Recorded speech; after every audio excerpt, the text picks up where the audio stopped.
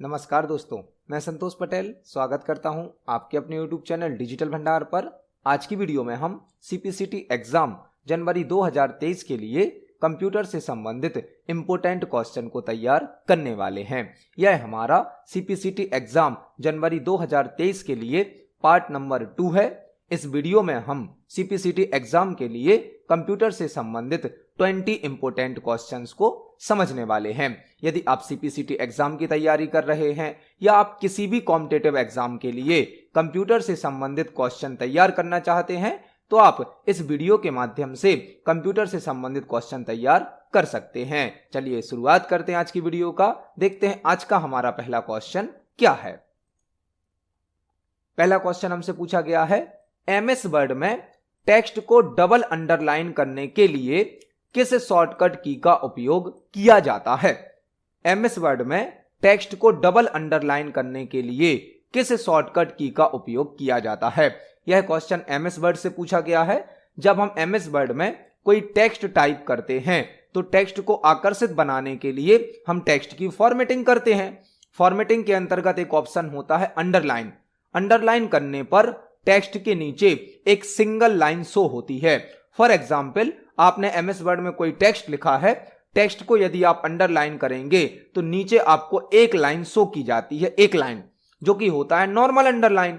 Normal underline करने के लिए आप Ctrl+U शॉर्टकट की का यूज कर सकते हैं।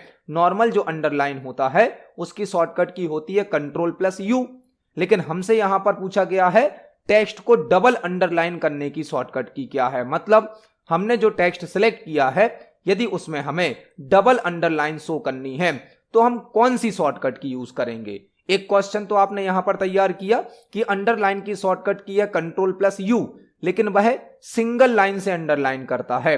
हमसे पूछा गया है डबल अंडरलाइन की शॉर्टकट की क्या है। तो डबल अंडरलाइन में आपको डबल की स्पेलिंग में D याद रखना है। डबल में D से स्पेलिंग स्टार्ट होती है, तो शॉर्टकट की भी है हमारी Ctrl+D। Ctrl+D शॉर्टकट की के माध्यम से आप MS वर्ड में किसी भी टेक्स्ट को सिलेक्ट करके डबल अंडरलाइन सेट कर सकते हैं। मतलब इस क्वेश्चन का सही आंसर होगा option number D। MS word में टेक्स्ट में डबल अंडरलाइन सेट करने के लिए Ctrl+D शॉर्टकट की का यूज किया जाता है। इसको हम MS वर्ड पर प्रैक्टिकली सीख सकते हैं। चलते हैं MS वर्ड पर। MS वर्ड में हमने कुछ टेक्स्ट टाइप किया है। यहां पर हमने टेक्स्ट को सिलेक्ट किया। यदि हम Ctrl+U से टेक्स्ट को अंडरलाइन करें, Ctrl+U, तो आप देख सकते हैं सिंगल लाइन से हमारा टेक्स्ट अंडरलाइन हो रहा है। Ctrl+U, हम इसको ऑफ करते हैं और अब हम Ctrl+D को प्रेस करते हैं। Ctrl+D, Ctrl+D को प्रेस करने पर जो टेक्स्ट हमने सिलेक्ट किया है उसमें डबल अंडरलाइन सेट हो जाती है। तो इस क्वेश्चन का सही आंसर होगा ऑप्शन नंबर D। Ctrl+D से हम टेक्स्ट को डबल अंडरलाइन कर सकते हैं। देखते हैं हमारे नेक्स्ट क्वेश्चन को। नेक्स्ट क्वेश्चन है, जावा एक ब्लैंक लैंग्वेज का एग्जाम्पल है। जावा एक ब्लैंक लैंग्वेज का एग्जाम्पल है। जावा किस प्रकार की लैंग्वेज है हमें यहां पर बताना है। जावा एक ब्लैंक लैंग्वेज का एग्जाम्पल है। क्या जावा बाइनरी लैंग्वेज है, लो लेवल लैंग्वेज है, असेंबली लैंग्वेज है या हाई लेवल लैंग्वेज है। तो जावा एक हाई लेवल लैंग्वेज है। हाई लेवल लैंग्वेज, जावा एक हाई लेवल लैंग्वेज है। जावा को जेम्स गॉसलिंग के द्वारा बनाया गया था। जेम्स गॉसलिंग जो कि सन माइक्रो सिस्टम में वर्क करते थे। सन माइक्रो सिस्टम के द्वारा जावा का इन्वेंशन किया गया है और जावा को बनाने वाले थे जेम्स गॉसलिंग। जेम्स गॉसलिंग ने जावा को बनाया था जो कि सन माइक्रो सिस्टम में वर्क करते थे और करंट टाइम पर जावा को ओरेकल कंपनी के द्वारा प्रोवाइड किया जाता है। तो जावा एक हाई लेवल लैंग्वेज है जिसे जेम्स गॉसलिंग के द्वारा बनाया गया है, जो कि सन माइक्रो सिस्टम के वर्कर थे, सन माइक्रो सिस्टम में वर्क करते थे और करंट टाइम पर जावा को ओरेकल कंपनी के द्वारा प्रोवाइड किया जाता है। तो इस क्वेश्चन का सही आंसर होगा ऑप्शन नंबर D। जावा एक हाई लेवल लैंग्वेज होती है। इस क्वेश्चन का सही आंसर है ऑप्शन नंबर D। देखते हैं हमारे नेक्स्ट क्वेश्चन को। नेक्स्ट क्वेश्चन है, MS एक्सेल में टेक्स्ट का डिफॉल्ट अलाइनमेंट क्या होता है। MS एक्सेल में टेक्स्ट का डिफॉल्ट अलाइनमेंट क्या होता है। जब आप MS एक्सेल में टेक्स्ट टाइप करते हैं तो ऑटोमेटिक टेक्स्ट का अलाइनमेंट क्या होता है। MS एक्सेल जो कि एक स्प्रेडशीट सॉफ्टवेयर है जो डेटा को रो और कॉलम में अरेंज करने की सर्विस प्रोवाइड करता है। जब हम MS एक्सेल में कोई डेटा टाइप करते हैं तो वह नंबर के रूप में हो सकता है, टेक्स्ट के रूप में हो सकता है, डेट के रूप में हो सकता है, टाइम हो सकता है। हमसे पूछा गया है यदि हम एक्सेल में टेक्स्ट टाइप करेंगे तो उसका डिफॉल्ट अलाइनमेंट क्या होगा। डिफॉल्ट अलाइनमेंट एक्सेल में टेक्स्ट का डिफॉल्ट अलाइनमेंट होता है लेफ्ट और नंबर का डिफॉल्ट अलाइनमेंट होता है राइट। आपको एक साथ दो क्वेश्चन तैयार करने हैं। MS एक्सेल में जब भी आप टेक्स्ट टाइप करेंगे तो वह लेफ्ट अलाइनमेंट पर टाइप होगा और नंबर टाइप करेंगे तो वह राइट अलाइनमेंट पर टाइप होता है। तो टेक्स्ट का अलाइनमेंट होता है लेफ्ट और नंबर का अलाइनमेंट होता है राइट। यहां पर हमने एक साथ दो क्वेश्चन तैयार करे। इस क्वेश्चन का सही आंसर है option number A. MS excel में टेक्स्ट का डिफॉल्ट अलाइनमेंट लेफ्ट होता है। इन दोनों को हम एक्सेल पर प्रैक्टिकली समझ सकते हैं। चलते हैं एक्सेल सॉफ्टवेयर पर। यह MS एक्सेल सॉफ्टवेयर है। यदि हम यहां पर कोई भी टेक्स्ट टाइप करते हैं, फॉर एग्जाम्पल हमने यहां पर लिखा डिजिटल भंडार, तो आप देख सकते हैं इस टेक्स्ट का अलाइनमेंट बाय डिफॉल्ट होता है लेफ्ट। लेकिन यदि हम यहां पर कोई नंबर लिखते हैं तो आप देख सकते हैं नंबर का अलाइनमेंट क्या हो जाता है, राइट हो जाता है। इसी प्रकार से हमने एक टेक्स्ट लिखा दमो, तो दमो एक टेक्स्ट है इसलिए इसका अलाइनमेंट है लेफ्ट। और यदि हम यहां पर एक नंबर लिखें तो नंबर का अलाइनमेंट ऑटोमेटिक क्या हो जाता है, राइट हो जाता है। तो एक्सेल में टेक्स्ट का डिफॉल्ट अलाइनमेंट होता है लेफ्ट अलाइनमेंट और नंबर का होता है राइट अलाइनमेंट। इस क्वेश्चन का सही आंसर है ऑप्शन नंबर ए। देखते हैं हमारे अगले प्रश्न को। नेक्स्ट क्वेश्चन कंप्यूटर नेटवर्क से लिया गया है। कंप्यूटर नेटवर्क से OSI मॉडल में कितनी लेयर होती हैं। और यह क्वेश्चन अभी हमारा जो नवंबर में CPCT का पेपर हुआ है उसमें भी एक पेपर में पूछा गया है। हमने अपने प्रीवियस वीडियोस में भी इस क्वेश्चन को डिस्कस किया है। यह कंप्यूटर नेटवर्क का क्वेश्चन है और नवंबर वाले CPCT एग्जाम में यह क्वेश्चन आया भी है। OSI मॉडल में कितनी लेयर होती हैं, यह कंप्यूटर नेटवर्क का क्वेश्चन है। OSI मॉडल, यहां पर आपको दो क्वेश्चन तैयार करने हैं। पहला क्वेश्चन OSI मॉडल में कितनी लेयर होती हैं, तो OSI मॉडल में 7 लेयर होती हैं, 7 लेयर। OSI मॉडल में 7 लेयर होती हैं। दूसरा क्वेश्चन OSI का फुल फॉर्म क्या होता है। OSI का full form open system interconnection, open system interconnection OSI का फुल फॉर्म होता है। और OSI मॉडल में 7 लेयर होती हैं।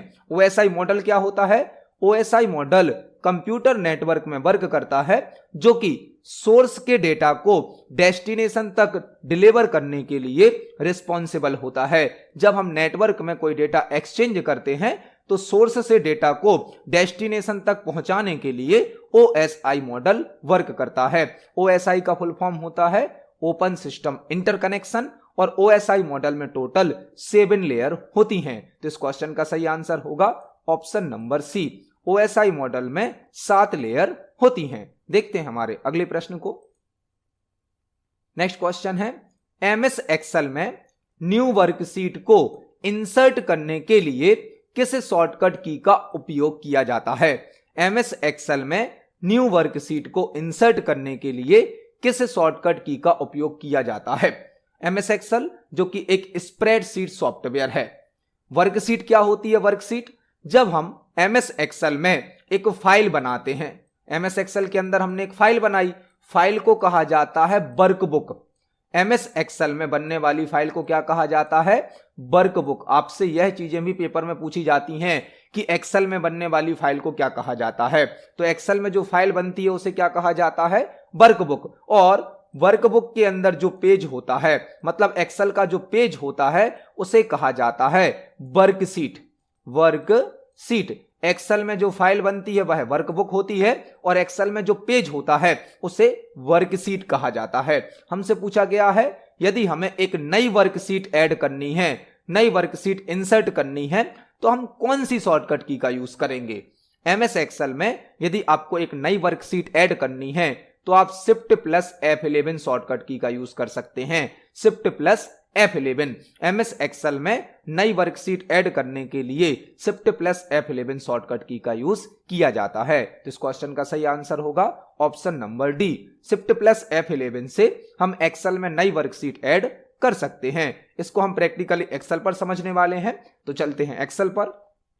अभी आप देख सकते हैं हमारी फाइल में, हमारी वर्कबुक में केवल सिंगल वर्कशीट है, एक ही वर्कशीट है। यदि हमें एक और वर्कशीट ऐड करनी है तो हम प्लस सिंबल पर क्लिक करके भी ऐड कर सकते हैं, अदरवाइज हम शिफ्ट प्लस F11 से वर्कशीट इंसर्ट कर सकते हैं। शिफ्ट प्लस F11 से हम नई वर्कशीट को इंसर्ट कर सकते हैं। इसी प्रकार से आप एक और शॉर्टकट की से भी वर्कशीट को ऐड कर सकते हैं। एक और शॉर्टकट की है Alt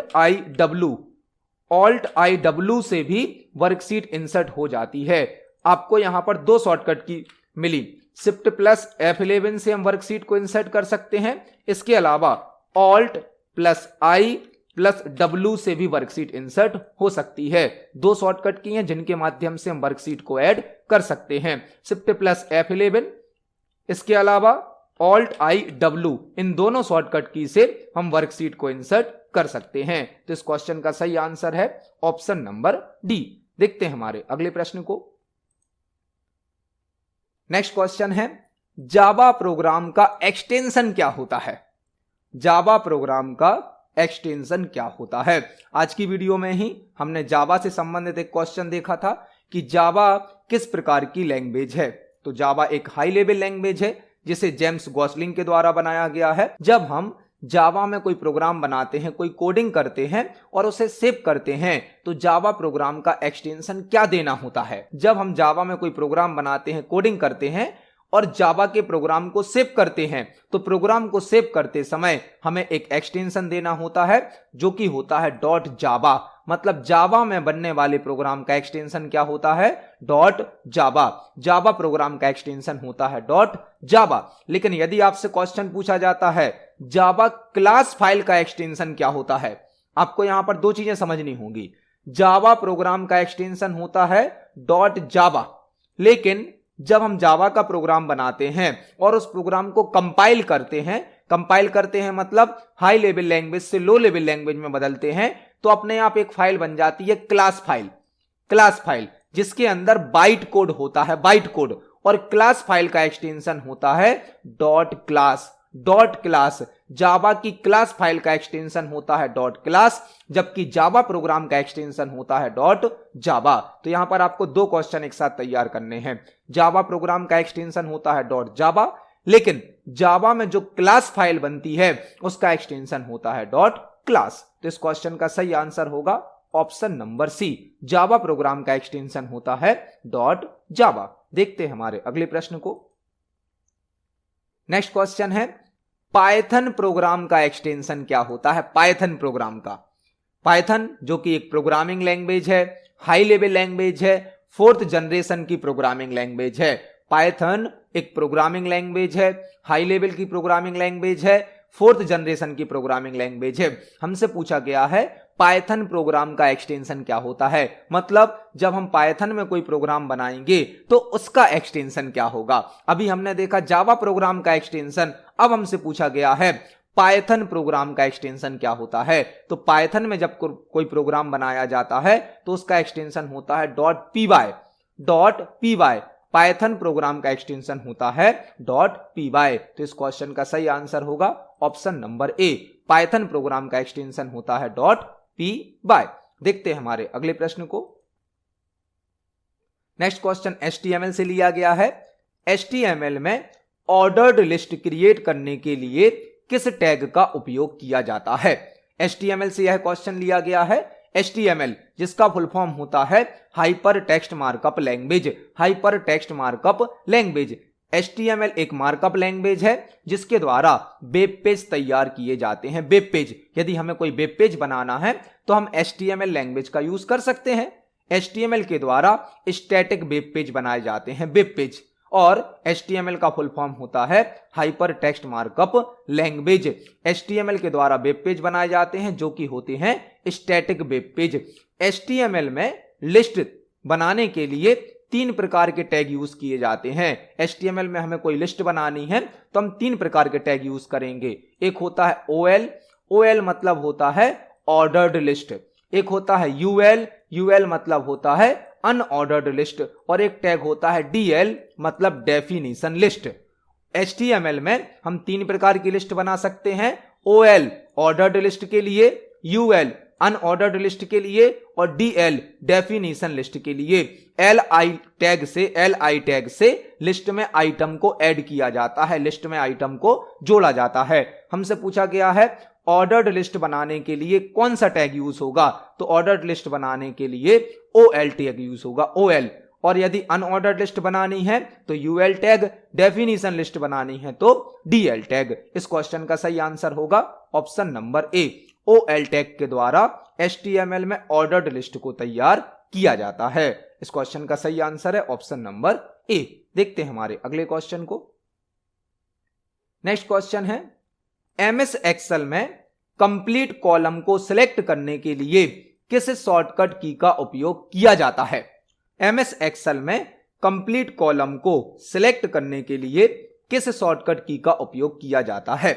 MS एक्सेल का जो पेज होता है उसे हम वर्कशीट कहते हैं, वर्कशीट। हमने आज की वीडियो में ही समझा है कि एक्सेल की फाइल को वर्कबुक कहा जाता है और एक्सेल के पेज को वर्कशीट कहा जाता है।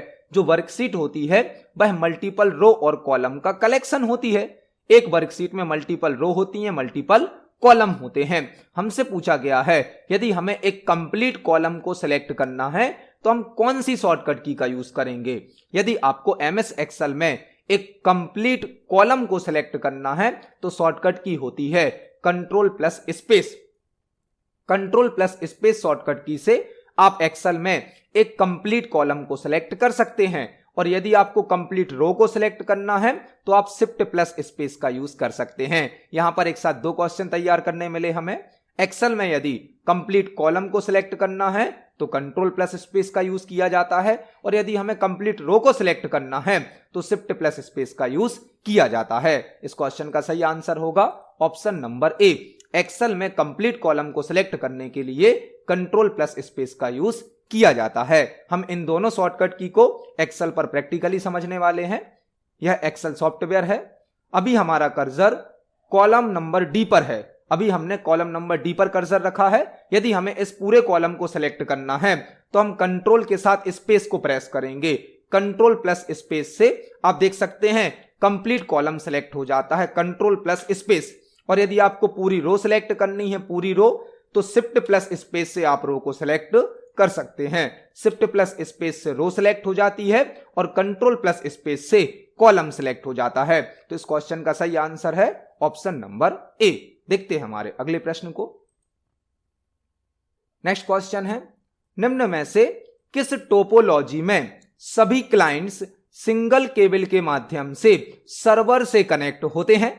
निम्न में से किस टोपोलॉजी में सभी क्लाइंट्स सिंगल केबल के माध्यम से सर्वर से कनेक्ट होते हैं। यह क्वेश्चन कंप्यूटर नेटवर्क से पूछा गया है।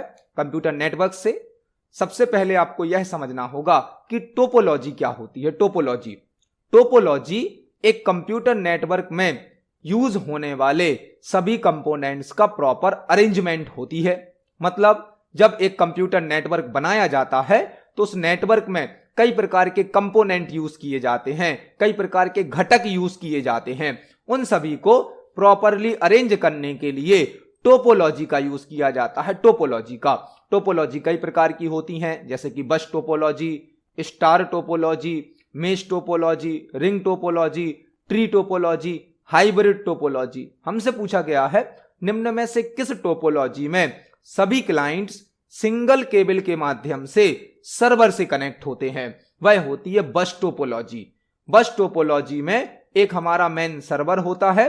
सर्वर से एक सिंगल केबल के माध्यम से मल्टीपल क्लाइंट कंप्यूटर को कनेक्ट कर दिया जाता है। यह होती है बस टोपोलॉजी। बस टोपोलॉजी में सभी क्लाइंट को या सभी वर्क स्टेशन को सिंगल केबल के माध्यम से सर्वर से कनेक्ट कर दिया जाता है। यह होती है बस टोपोलॉजी। आपको यहां पर बस का डिजाइन, बस का शेप भी देखने मिलेगा।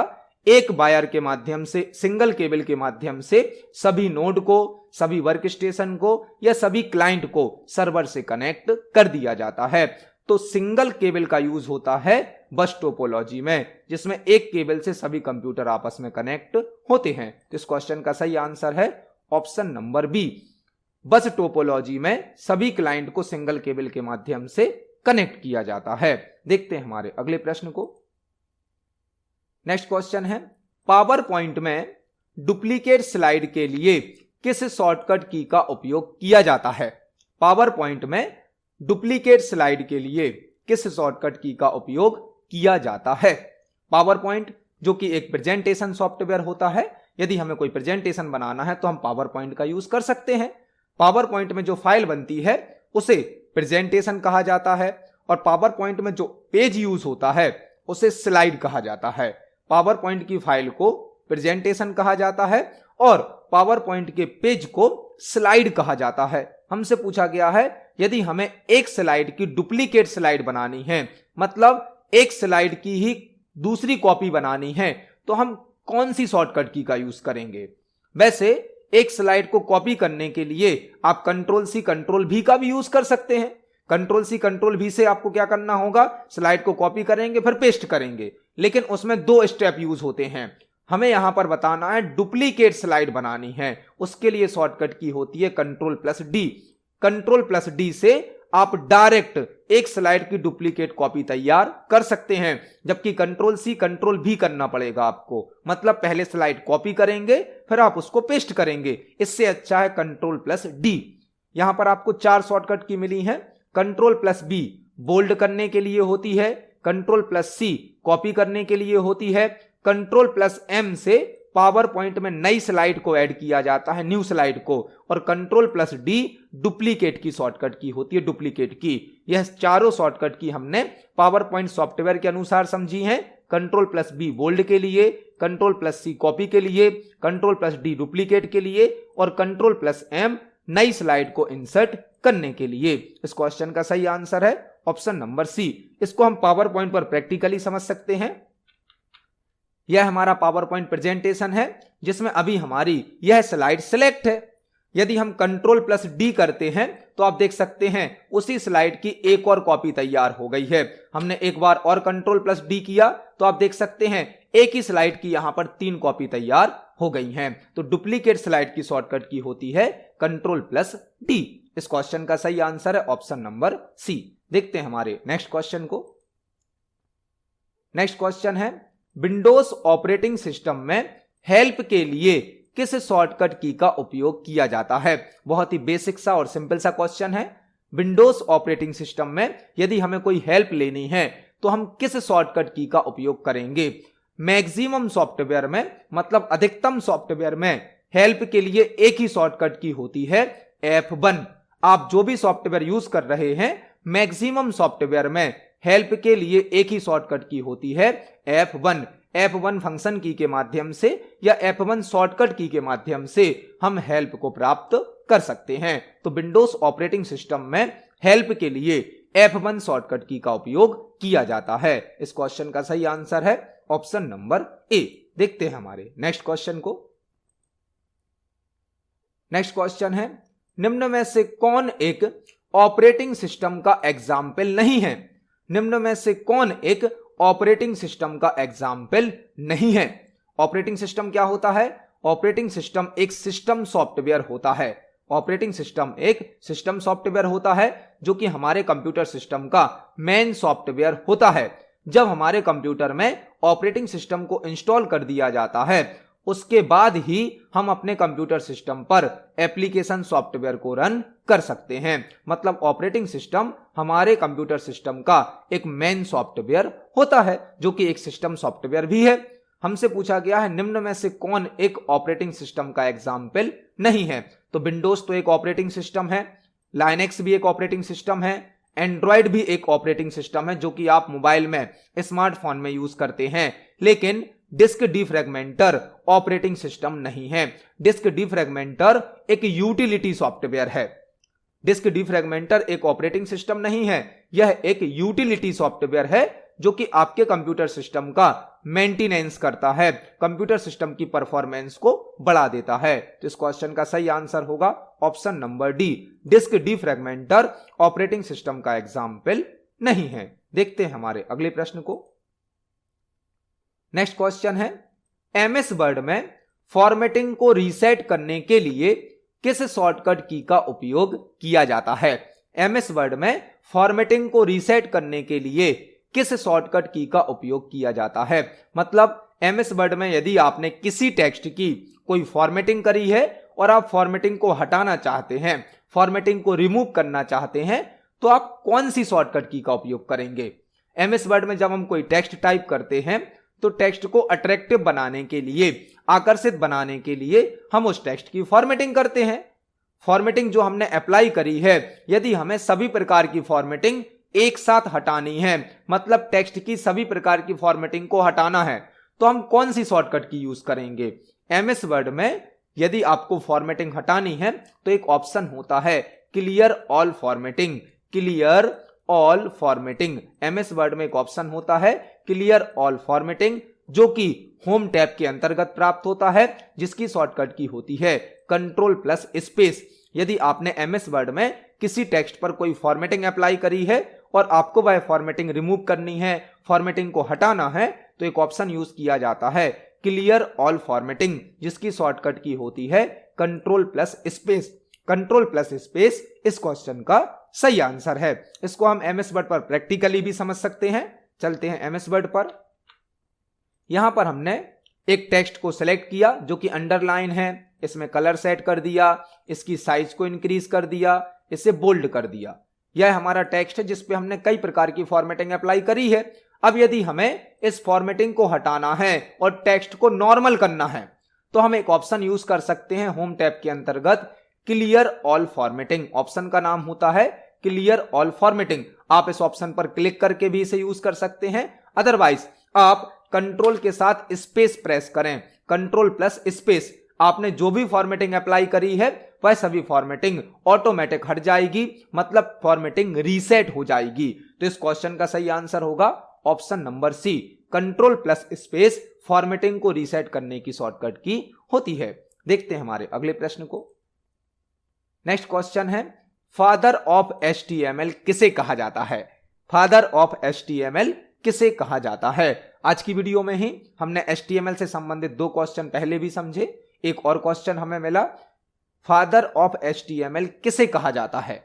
HTML जिसका फुल फॉर्म होता है हाइपर टेक्स्ट मार्कअप लैंग्वेज, जिसके द्वारा वेब पेज बनाए जाते हैं, स्टैटिक वेब पेज बनाए जाते हैं, और HTML को टिम बर्नर्स-ली के द्वारा बनाया गया है, टिम बर्नर्स-ली के द्वारा, इसलिए इन्हें फादर ऑफ HTML कहा जाता है। HTML को बनाया गया है टिम बर्नर्स-ली के द्वारा, इसलिए इन्हें फादर ऑफ HTML कहा जाता है। तो इस क्वेश्चन का सही आंसर है option number C, father of HTML Tim Berners-Lee को कहा जाता है।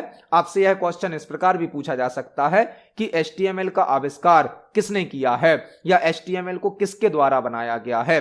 वह है टिम बर्नर्स-ली। इस क्वेश्चन का सही आंसर है ऑप्शन नंबर सी। देखते हैं हमारे अगले क्वेश्चन को।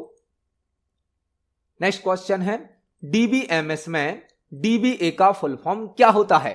DBMS में DBA का फुल फॉर्म क्या होता है? यहां पर आपको 2-3 क्वेश्चन तैयार करने मिलेंगे। पहला क्वेश्चन आपको तैयार करना है DBMS का फुल फॉर्म। DBMS का फुल फॉर्म, DBMS का फुल फॉर्म होता है database management system. Database management system, DBMS का फुल फॉर्म होता है डेटाबेस मैनेजमेंट सिस्टम। एक ऐसा सिस्टम जो डेटाबेस को बनाने की, डेटाबेस को मैनेज करने की, डेटाबेस पर कई प्रकार के ऑपरेशन परफॉर्म करने की सुविधा प्रदान करता है, उसे कहा जाता है DBMS सॉफ्टवेयर। जैसे कि MS एक्सेस, ओरेकल, MySQL, यह सभी DBMS सॉफ्टवेयर होते हैं। अब हमसे पूछा गया है DBMS में DBA का फुल फॉर्म क्या होता है? DBA का फुल फॉर्म होता है डेटाबेस एडमिनिस्ट्रेटर। डेटाबेस एडमिनिस्ट्रेटर वह पर्सन जो कंप्लीट डेटाबेस के लिए रिस्पॉन्सिबल होता है, जो कंप्लीट डेटाबेस की कंट्रोलिंग करता है, उसे कहा जाता है DBA। DBA का फुल फॉर्म होता है डेटाबेस एडमिनिस्ट्रेटर। तो इस क्वेश्चन का सही आंसर होगा ऑप्शन नंबर बी। DBMS में DBA का फुल फॉर्म होता है डेटाबेस एडमिनिस्ट्रेटर। देखते हैं हमारे अगले प्रश्न को। नेक्स्ट क्वेश्चन है लाइनेक्स ऑपरेटिंग सिस्टम को किसके द्वारा बनाया गया है? लाइनेक्स ऑपरेटिंग सिस्टम को किसके द्वारा बनाया गया है? यहां पर आपको लाइनेक्स से संबंधित 5-6 क्वेश्चन तैयार करने हैं। पहला क्वेश्चन, लाइनेक्स क्या है? लाइनेक्स एक ऑपरेटिंग सिस्टम है।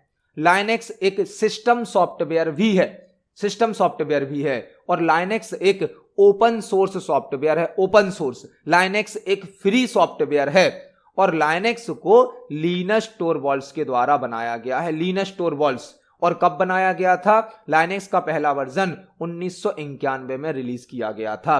तो लाइनेक्स एक ऑपरेटिंग सिस्टम है, लाइनेक्स एक सिस्टम सॉफ्टवेयर है, लाइनेक्स एक ओपन सोर्स ऑपरेटिंग सिस्टम है, लाइनेक्स एक फ्री सॉफ्टवेयर है, लाइनेक्स को लिनस टोरवाल्ड्स के द्वारा बनाया गया है और लाइनेक्स का पहला वर्जन सन 1991 में रिलीज किया गया था। लाइनेक्स यूनिक्स पर आधारित ऑपरेटिंग सिस्टम है, यूनिक्स पर, मतलब यूनिक्स ऑपरेटिंग सिस्टम के आधार पर ही लाइनेक्स ऑपरेटिंग सिस्टम को बनाया गया है। तो इस क्वेश्चन का सही आंसर होगा ऑप्शन नंबर ए, लाइनेक्स ऑपरेटिंग सिस्टम को लिनस टोरवाल्ड्स के द्वारा बनाया गया है। देखते हैं हमारे अगले प्रश्न को।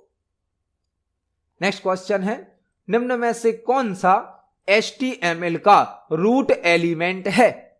निम्न में से कौन सा HTML का रूट एलिमेंट है?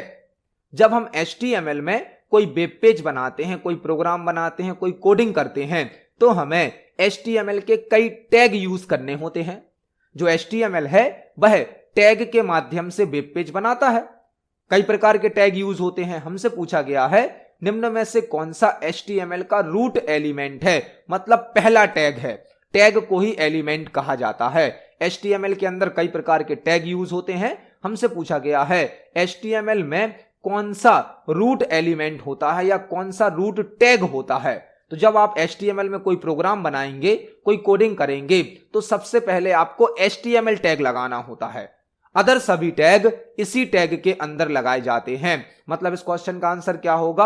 Option number B. जब भी HTML का कोई प्रोग्राम बनाया जाता है, कोई वेब पेज बनाया जाता है, तो सबसे पहले HTML टैग स्टार्ट होता है और सबसे लास्ट में यह क्लोज होता है।